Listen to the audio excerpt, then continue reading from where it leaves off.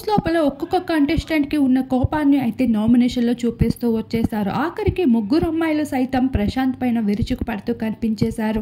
శోభా శెట్టి ప్రియాంకలతో పాటు వెన్నింటి తిరుగుతూ పల్లవి ప్రశాంత్ అంటే ఇష్టం అంటూ చెప్పుకుంటూ వచ్చేసిన రతిక సైతం కుక్కలా తిరిగిన వాడివి ఇక్కడికి వచ్చి ఏం చేస్తున్నావు అంటూ ప్రశాంత్ కి ఒక్కసారిగా గుండు పగిలేలా అగేన్స్ట్ అయిపోయింది. ప్రశాంత్ పై ఫైర్ అయితే బయట నెగిటివ్ అవుతావని తెలుసుకున్న కంటెస్టెంట్స్ నామినేషన్ ప్రక్రియ పూర్తయిపోయాక ప్రశాంత్ దగ్గరికి వచ్చి ఎంతో క్యాజువల్ గా తనకి సర్ది చెప్తున్నట్లు మాట్లాడుతూ రావడం జరిగింది. ప్రతి సీజన్ లో కంటెస్టెంట్స్ అందరూ ఒకరిని నామినేట్ చేస్తే వాడే హీరో అయి లాస్ట్ కి విన్నర్ గా నిలుస్తారు. ఇప్పుడు ప్రశాంత్ విషయంలో కూడా అదే జరుగుతూ వస్తుంది.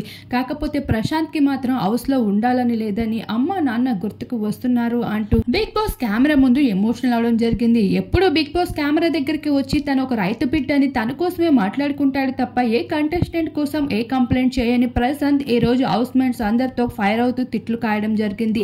మరి ఈ నామినేషన్ ప్రక్రియపై మీకేమనిపిస్తుంది? తప్పకుండా కామెంట్ చేయండి.